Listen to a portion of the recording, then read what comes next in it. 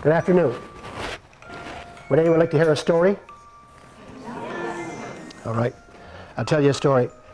Once upon a time, and a good time it was, when quart bottles held half a gallon, houses were papered with pancakes, and pigs run about with forks stuck in their backs, seeing who wanted to have a slice of ham.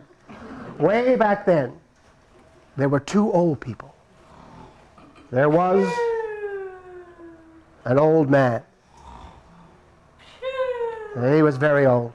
In fact, he was so old, all he could do was lay around in the bushes and sleep all day long. And they said as how he was 100 years old. And there was an old woman. Now, she was younger, so she was able to work all day long. She was only 99 years old. And this old couple, for indeed they were man and wife, guess what? They never had any children. And people figure they're probably too old to ever have any. But then, what do you know? One day the old lady's out working in the fields. She doesn't feel right somehow. When lo and behold, without any warning, she gives birth to a little baby boy. She calls him Tom. And she washes him and she feeds him. And 15 minutes later, she goes right back to work again. And she's working away and she's working away, and you know, she still doesn't feel right somehow. When lo and behold, without any warning, she gives birth to another baby boy. And she calls him Bill. And she washes him and she feeds him too. And 15 minutes later, she goes right back to work again. And so that's her two boys now. She's got Bill and she's got Tom. And when people see them, they say, look, it's twins, Bill and Tom. Anyway, the woman, she goes back to work and she's working away for another 2 whole days. But you know something? She still doesn't feel right somehow. When lo and behold, without any warning, she gives birth to a third baby boy. And she calls him Jack. And Jack, he's 2 days late for everything for the rest of his life. But he's a real good boy, Jack. He helps his mother around the house, helps her to wash the dishes and chop the wood and to bring in the kindling. He's a real good boy. So anyway, so that's the 3 boys now. She's got Tom, got Bill, and she's got Jack. Oh, there they are. They're looking out the window. And one day, the 3 boys, after they grow up a little bit, they get to be shocked and worried about how old their mother and father are after getting. And one day the boys are down in the marketplace and they're talking about how old their mother and father are and how worried they are, and they're overheard by an old blind man by the name of Pew. Old Blind Pew, they used to call him, and he used to sell baskets in the marketplace. He'd say, baskets for sale, get your baskets here, baskets, what a bunny, baskets, go over here, baskets, what do I hear? I hear 3 boys talking about how old their mother and father are after getting. It must be the old folks' triplet. Tell me, boys, how are your mother and father getting on? The boy said, getting on. Getting on is the right way to put it, Old Blind Pew. We're shocked and worried about how old they're after getting.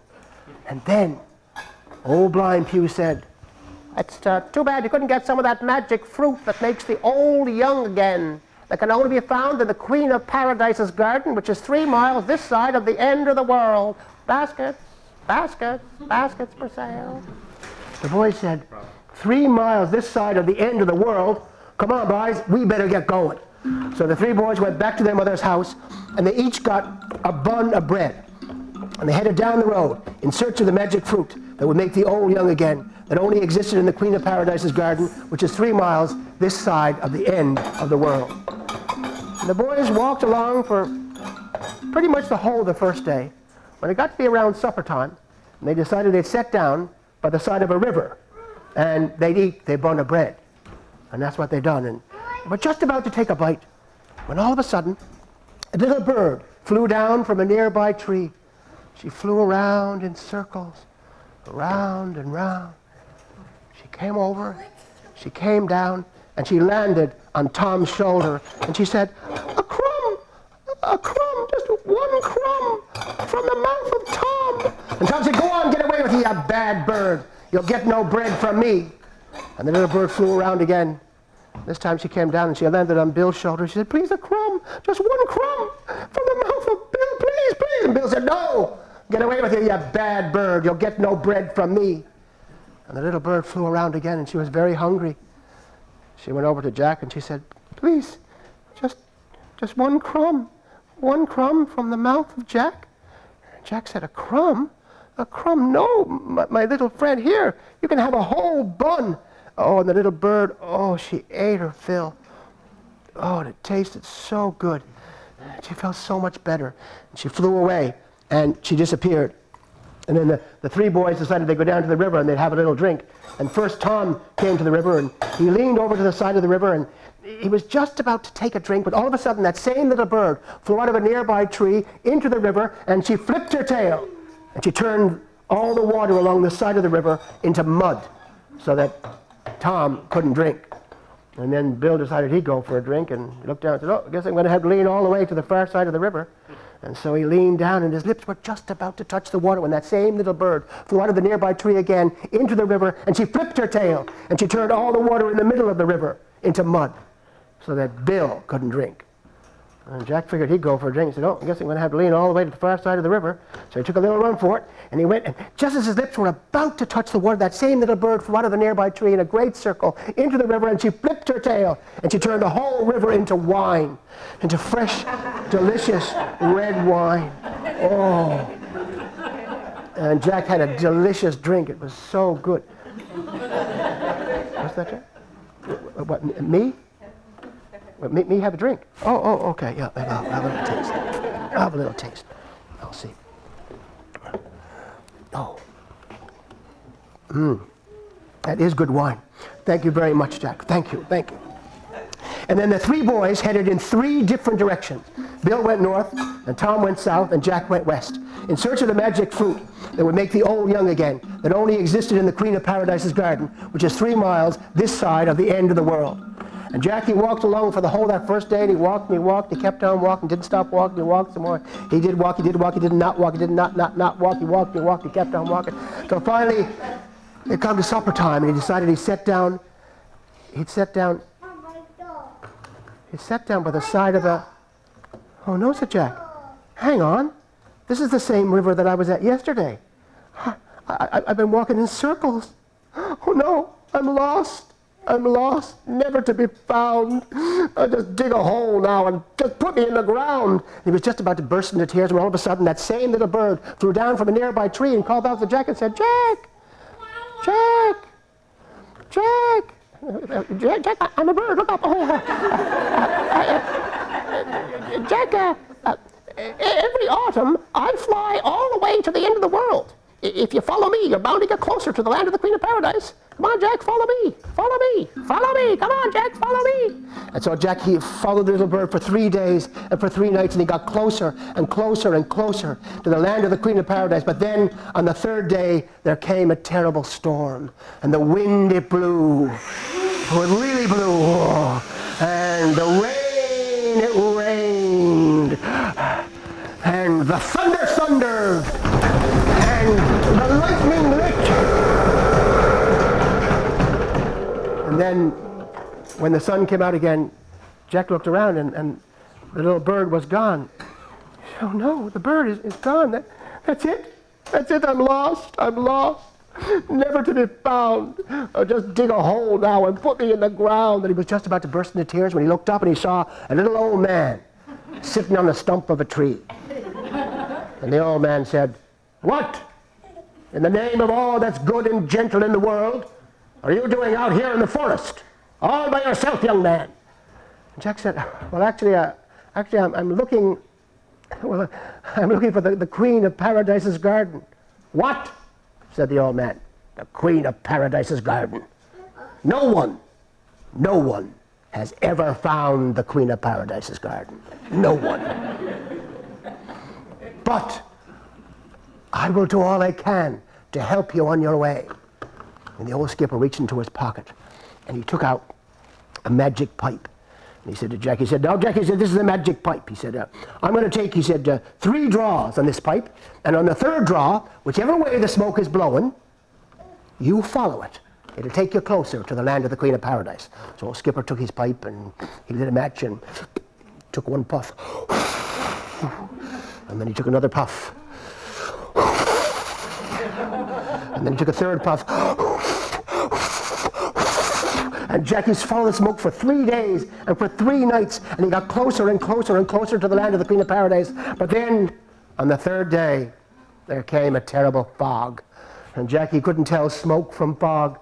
So he said, "Oh no, that's it. I'm lost, never to be found. Oh, just dig a hole now and put me in the ground." And he was just about to burst into tears when he looked up and he saw a little old lady. She was sitting on the stump of a tree. A beautiful old lady.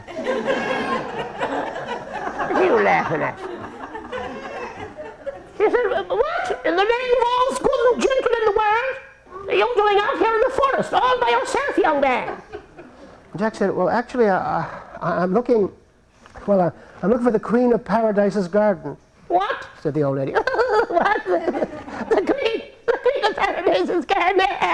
Oh, come on, son, don't make me laugh. The Queen of Paradise garden? No one has ever found the Queen of Paradise's garden. No one. But I will do all I can to help you on your way." And the old lady reached into her pocket and she took out a magic apple. And she said to Jack, she said, "Now, Jack, this is a magic apple. Now, if you take one bite of this apple, you'll find yourself on top of the 3rd highest mountain in the land of the Queen of Paradise. And then if you take a second bite, you'll find yourself on top of the 2nd highest mountain in the land of the Queen of Paradise. Then if you take a 3rd bite, you'll find yourself on top of the highest mountain in the world. And then when you look down, you'll see the Queen of Paradise's castle down below. And down below that you'll see all the little villages and the houses and the people scurrying about.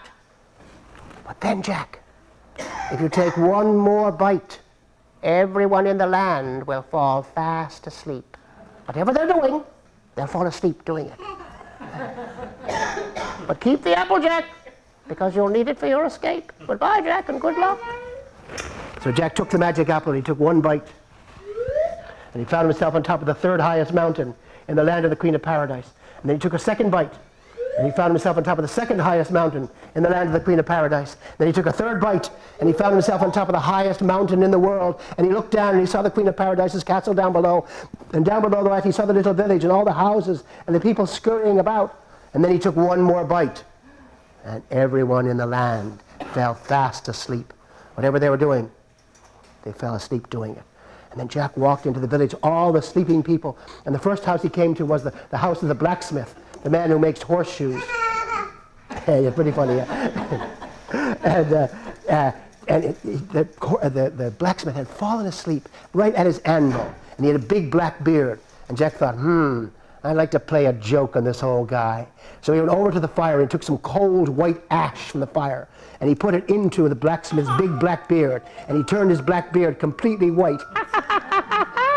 Jack, he'll get quite a surprise when he wakes up. And then he went down into the schoolhouse, and he opened up the front door of the school, and the teacher was fast asleep in the front of the classroom, and all the students were asleep in their desks. And Jack thought, a teacher asleep.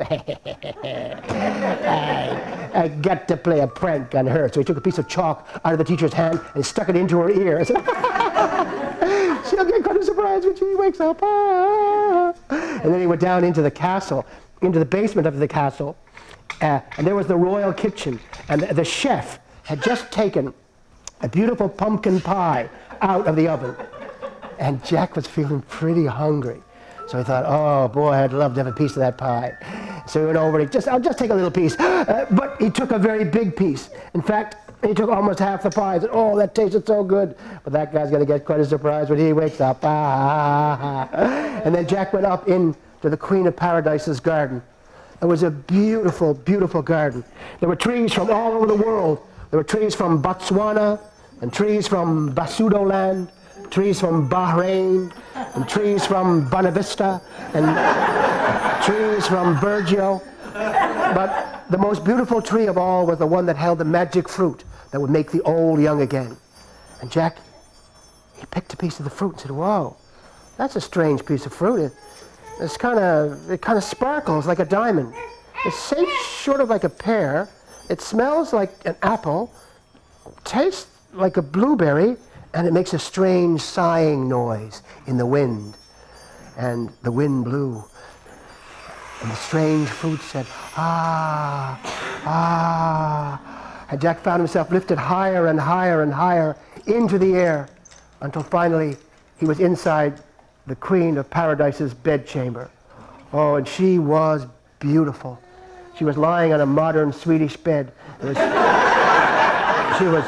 was covered in a blue silk cloth, and she had a silver crown upon her head with 1,000 diamonds sparkling in it. And to tell you the truth, Jack, well, he kind of fell in love with the Queen at that very moment. But he didn't have time for nothing like that. No. He had to get home as fast as he could with the magic fruit for his mother and father. And so he whispered goodbye to the Queen, and then he turned to leave.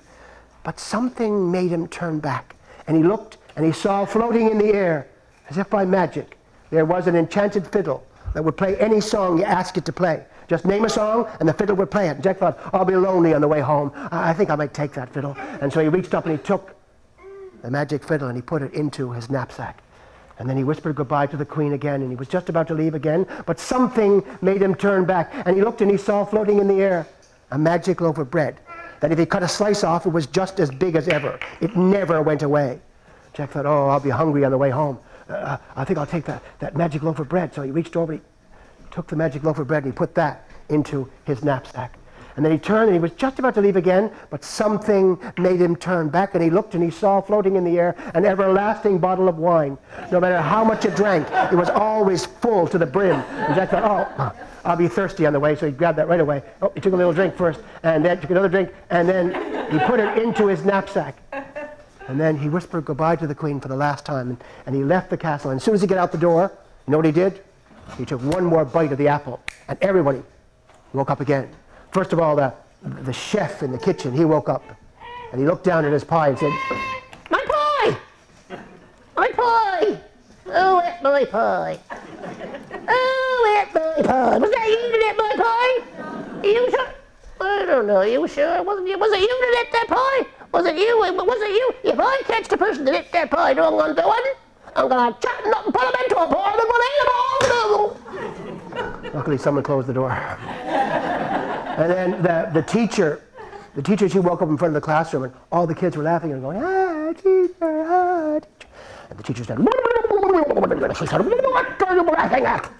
And they said, look, teacher, look, there's a piece of chalk in your ear. And the teacher pulled a piece of chalk out of her ear and said, who did this? She said, who did this? Was that you? Who did this? Was it you? Was it you? Was it you, little Timmy Thomas? Yes, it was. I know it was. Don't you try to run away from me. Don't you run away from the boys' bathroom. Someone closed the door. And then the blacksmith, he woke up and he looked at his formerly big black beard, and now, of course, it was completely white. And he said to himself, oh my gosh, I've been working too hard. I should take a break. And then he said to his wife, Julie, he said, Julie, do you think I should take a little break? Yeah. And he said, do you think maybe I should take a holiday? Yeah. Think we should take the kids for a picnic? Maybe for a boil-up? And the kids said, yeah, we're going on a boil-up. We're going on a boil-up. We're going on a boil-up. We're going on a boil-up. And then the Queen, she woke up, and she was very sleepy. Oh, she was in such a deep sleep, and she looked around, and she realized that something was missing. She said, the enchanted fiddle that will play any song you ask it to play, it's gone. The magic loaf of bread that if it cut a slice off, it's just as big as ever. It's gone. And my everlasting bottle of wine. And then she looked out in the garden, and she realized that someone had taken a piece of the magic fruit that makes the old young again, and the Queen was very angry. And whenever the Queen gets angry, there's always thunder. And then the Queen, she called for her fastest horse, Billy. Billy. And she jumped on his back, and she rode madly off in all directions in search of the man who had stolen the enchanted fiddle, the magic loaf of bread, the everlasting bottle of wine, and the magic fruit that made the old young again. Now in the meantime, Jack, our hero, he's walking home. He's walking and he's walking and he's walking, and he wants to get out of the land of the Queen of Paradise. and back into the land of his mother and father once again. So he walks and he walks and he keeps on walking for the whole day. But then, at the end of the day, he finds he's still in the land of the Queen of Paradise. And he said to himself, that's it. That's it. I'll never get out of here. I'm lost. I'm lost. Never to be found. And just dig a hole now and just put me right on the ground. And he's just about to burst into tears when he looks up and he sees a little hut of a house. And outside this house, there's a farmer. And the farmer's, he's pretty sad. And the reason he's so sad is because he's got nothing to eat. And his children are very, very hungry. And Jack says, oh, what can I do? How can I help this poor, starving man and his children? And then he remembers the magic loaf of bread that if he cut a slice off, is just as big as ever. And so he cut a slice off and he gave it to the old man, and the bread still was just as big as ever. And the old man ate and he gave bread to his children and all his neighbors, and they grew strong and well, thanks to the kindness of Jack. And so as dawn broke, Jack said goodbye to the old man. The old man said goodbye to Jack, and Jack walked down the road for the second day. But he was still in the land of the Queen of Paradise. But he looked up and he saw another little hut of a house. And outside this house, there was another farmer. And he was, I don't know, maybe he was even sadder than the first one. And the reason he was so sad was because his wife had died the year before. And he missed her so much that he even painted a picture of her on the side of the barn. And Jack thought, oh, how can I cheer up this inconsolable old man?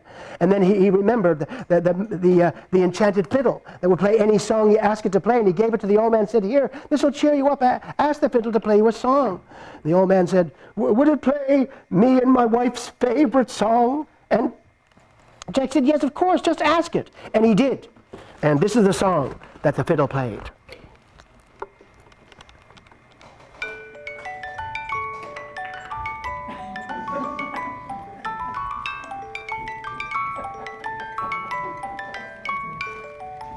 Oh, when the song was over, the old man was considerably cheered up.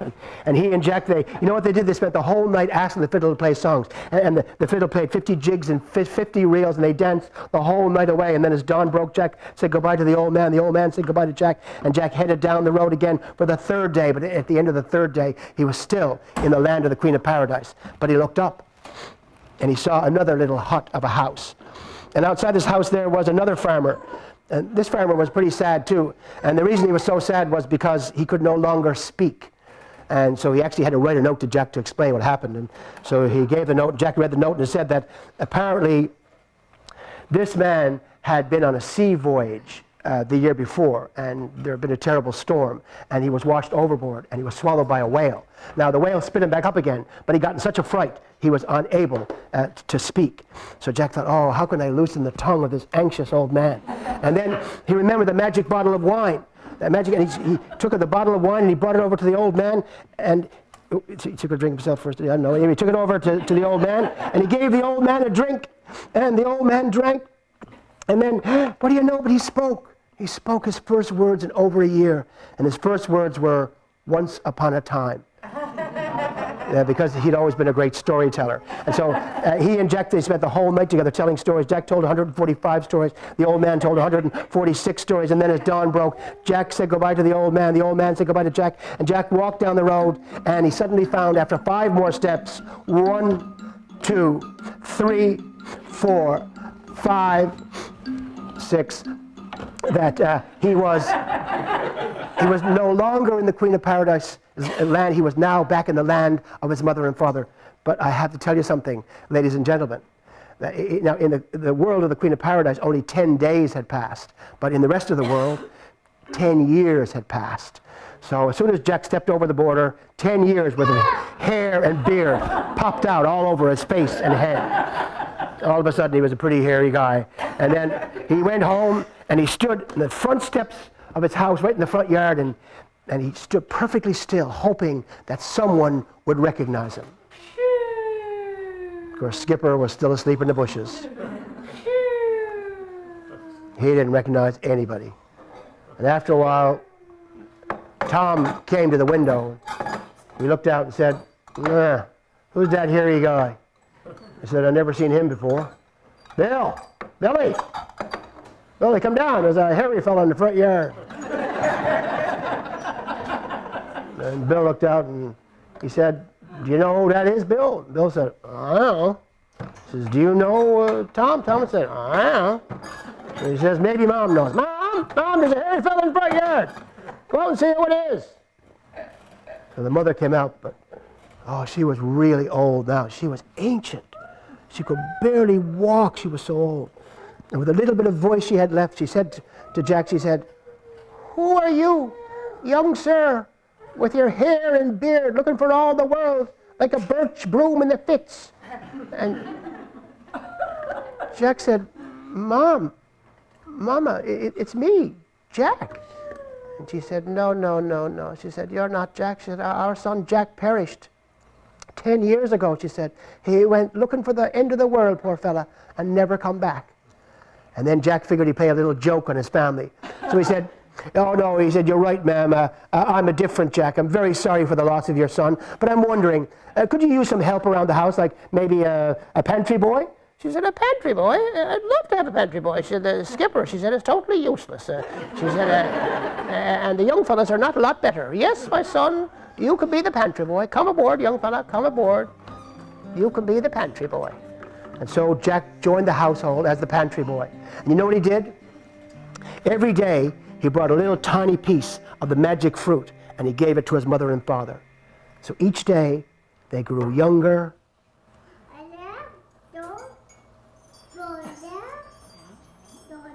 and younger and younger and younger, until finally they were the same age as Bill, Tom, and Jack. And then he figured he better stop because he didn't want them to become teenagers. He could remember what he was like when he was a teenager. And you know what he did with the rest of the magic fruit? He brought it down and gave it to Old Blind Pew. Do you remember Old Blind Pew? Remember him? Well, Old Blind Pew was so old now. He was ancient. He was so old. He was coiled up almost like a snake. And every day Jack gave him a bit of fruit, and he grew younger and younger and younger and younger and younger until he became young Seeing Pew. And ladies and gentlemen, I have to tell you here this afternoon that I am that man who was once known as Old Blind Pew. And I am now the young, vibrant Seeing Pew who stands before you here at the marketplace in Wolfville. All thanks to the kindness of Jack. Now, in the meantime, where's the Queen of Paradise?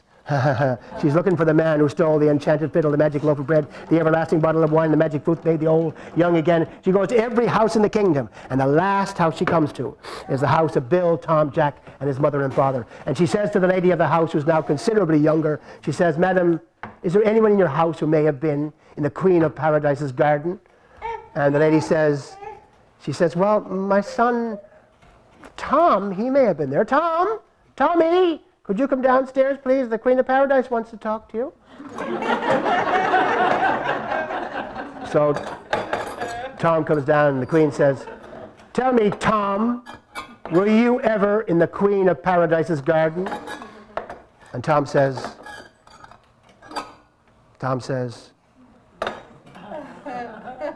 yes, he said, I was there. And I recall now it was quite different. The trees, I think, were blue. Yes, the trees were blue. She said, no! You were never in the Queen of Paradise's garden. You are telling a fib, Tom. Begone, Tom. And Tom disappears down the basement. And then she says, is there anyone else in your house who may have been in my garden? And the old lady says, well, my son Bill, he may have been there. Billy, could you come downstairs? The Queen of Paradise wants to talk to you. Billy. And Bill comes down. The Queen says, Billy, tell me, were you ever in the Queen of Paradise's garden? And Bill says,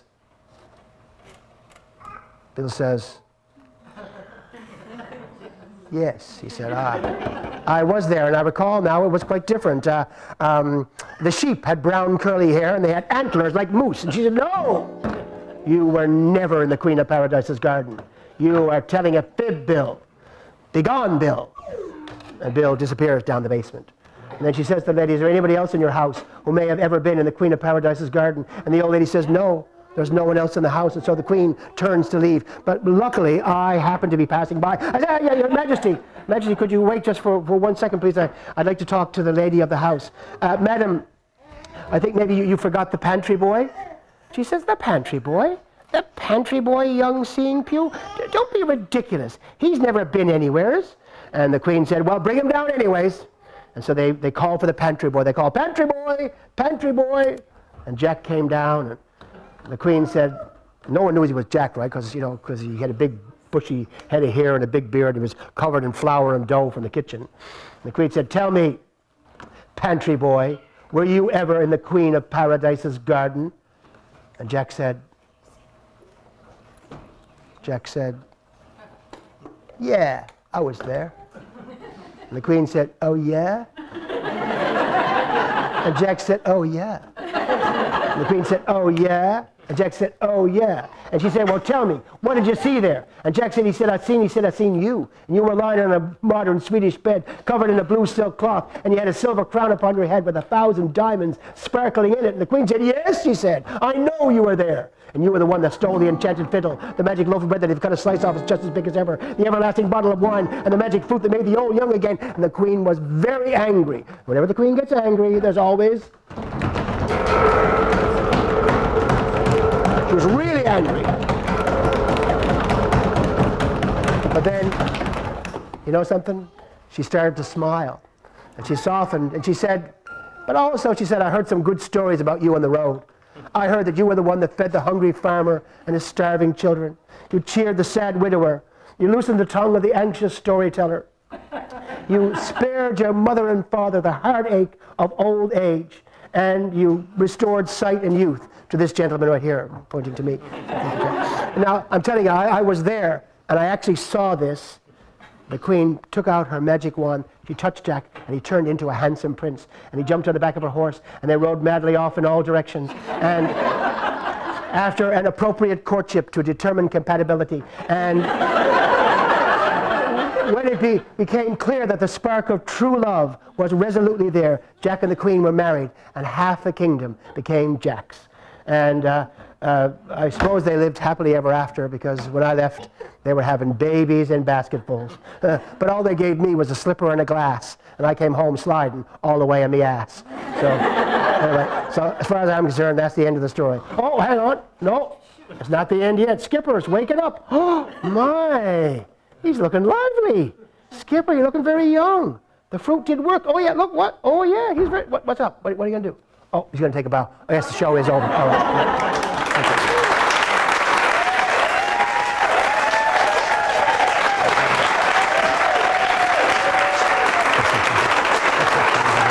Thank you. Thank you. Thank you very much for that. Thank you. And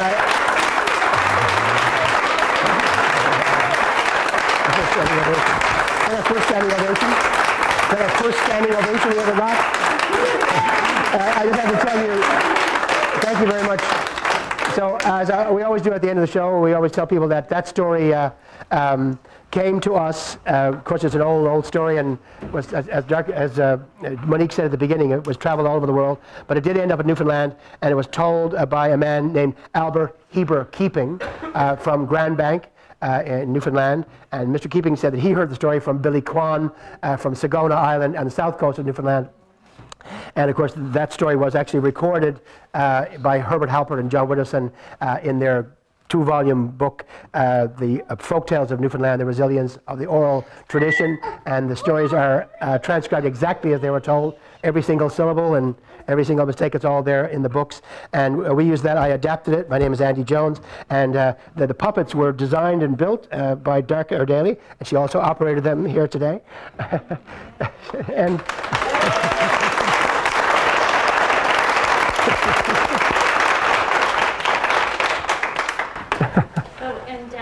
our music box broke just a second. This is Monique Tobin, and she did all the sound effects and the music for the show today.